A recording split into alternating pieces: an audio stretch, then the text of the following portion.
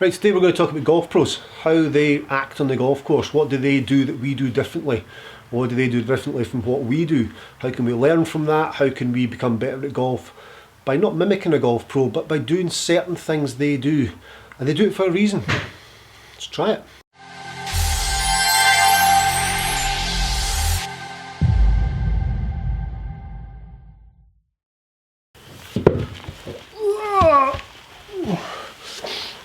Right, we're on. Today we're talking about what top tour pros do on tour. What do they do that we don't do? What can we learn from them? There's one key thing that we must learn. We need to look at how they approach the shot. How they react after the shot is the most important thing though. Let's get fired. So your top guys on tour, they all hit the ball very well. Obviously that's the reason they're there, and I'm here. So there's something they all do post impact or post shot that you can tell almost by looking at somebody as to what kind of result they've just had. Have they had a good result? Have they had a bad result? Has it been good enough? Has it been mediocre? Who knows? There is a way you can tell that. So here's a typical thing you'll see on a normal Saturday medal at a golf course, okay? So your guy stands there behind the ball, your average amateur, let's just say, lines himself up, takes his practice swings, steps up onto the shot, plays the shot.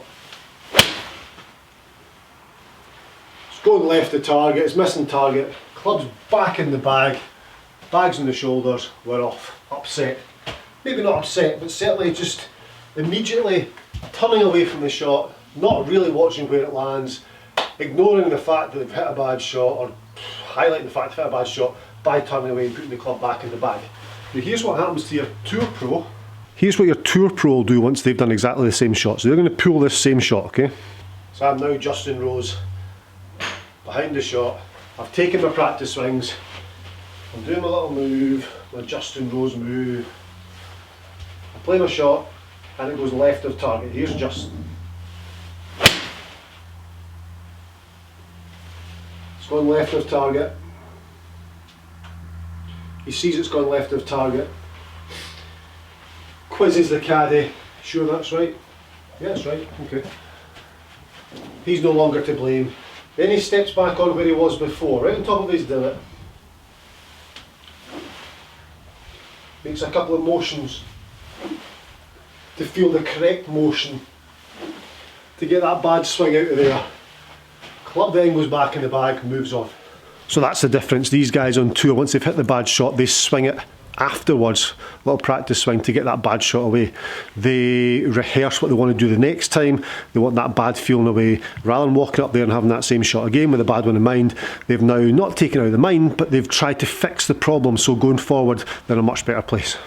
So once the bad shot's been executed, driver walks up on tee, they hit driver and they blast it away 340, 350 yards, but it's 40 yards offline, it's in the trees, they know where it is. But they'll step back up and you can see them going, okay, it went out to the right, I never got this turn, I never got that motion I was after. Okay, that's what I need to do. Club back in the bag and move on. They don't just immediately discount it and dismiss it and chuck the club in the bag and away they go. Because then when they get to the next tee shot, that's the last driver swing they've had. So hit the bad one, have two or three good swings before you move on to the next area of the golf course, let's say. So what happens when they hit a good one? What do we do when we hit a good one? Well, we watch it, don't we? We hit a good shot. Okay.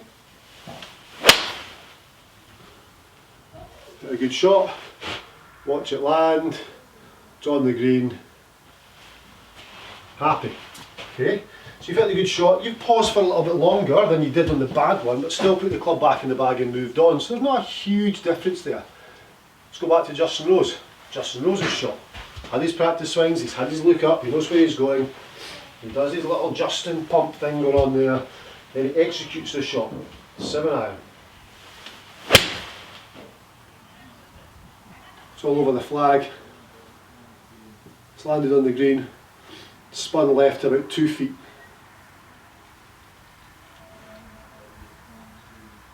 And he holds that position.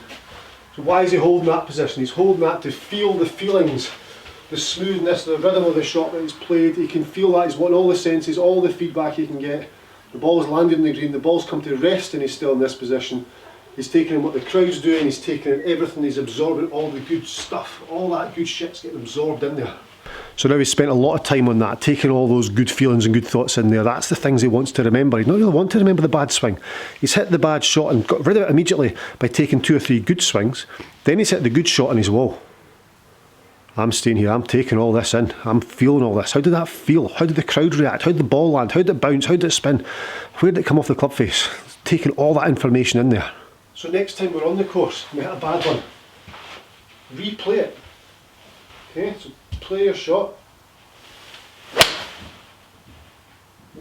Okay, missed the green. And just have a wee second or two and go, okay, I missed it left, it curved left, I was really rolling the wrist. Let's try. Body needs to turn to hold the face square. Body turn, let's feel that. That's what I should have done. That's what I should have done. Right, moving on. And then your shot, you hit a green. You don't have to hold it, you don't have to get it within 6 feet, whatever. As long as you hit the green, if you're going from middle of the green and the pin's left, let's middle of the green's the target, and you hit it to the middle or even middle right of the green, it's an acceptable shot, it's good. So therefore you have to take all that feedback and use all that. There we go. Middle of the green. Strike was good, elevation was good, a little bit tail off to the right. Okay, that was good. Happy. Then move on from there. So guys, there we go, that's something we can learn from the pros, just certainly by looking at the way they react to good and bad shots. It's going to make a massive difference to how we perform on the golf course. They do that for a reason. There's a reason behind the fact that they re-swing after they've hit a bad shot. Get rid of that bad shot immediately, don't hold on to it, don't go down there in a bad mood. I know what I need to do, I know what I need to do. And then when it comes to the good one, if you hit a good one, because it's going to happen, let's be honest. Then we need to absorb all that. We need to take all that feelings and hold on to all them and go, right, that's how it felt, that's how the ball bounced, that's how the wind was. All the good feelings, take them all in there. Brilliant. Guys, if you've not subscribed to the channel yet, please do so. Subscription wee button down there is free. Also hit the bell notification, that'll give you instant notifications of all my videos. And the wee thumbs up button, it's always a good laugh.